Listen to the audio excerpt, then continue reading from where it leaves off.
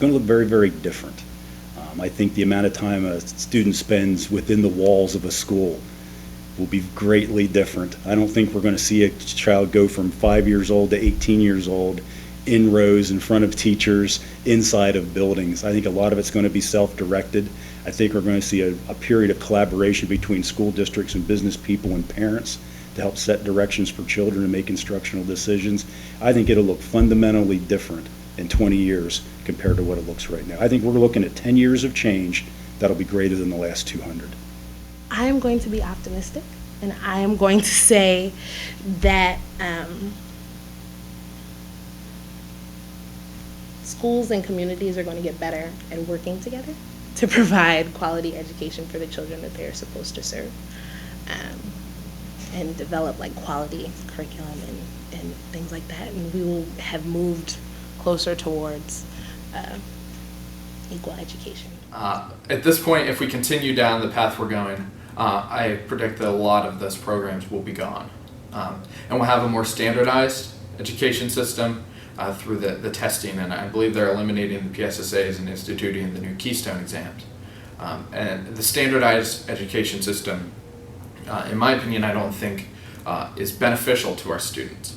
And while it may look nice on paper, is it really worth it in our students' education? I'm scared that policies are going to dismantle public education and that it will be private, that the unequal distribution of resources is going to end up completely dismantling public education as we know it. I think the way that we look at data these days, the way we look at the individual kid as it relates to testing scores, data that we get from the state of Pennsylvania, I think more and more we're trying to drill down to the level that we understand the kid on an individual basis and try to create a curriculum, try to create a learning experience which helps them at an earlier age, I would argue, find their career paths, help them open up the college opportunities if that's the path they would choose.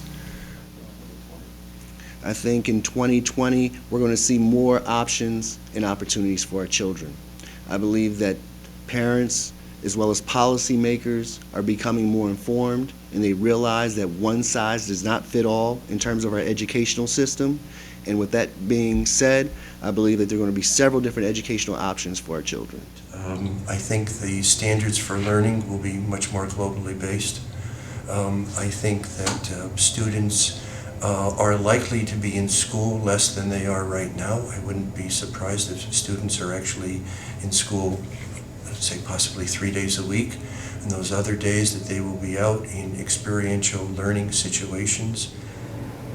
On the learning side, I think the classrooms are going to evolve from a teacher-centered environment to a student-centered environment, where teaching becomes the means, but learning is the end. I think if we continue down the path we're on, it's going to get worse. I would love to see it get better. I would very much love that, but I think if we continue the path we're going, it's not going to. Well, it's all about choices, right? It is about what is it we're going to decide as a community, as a commonwealth, as a country to invest in.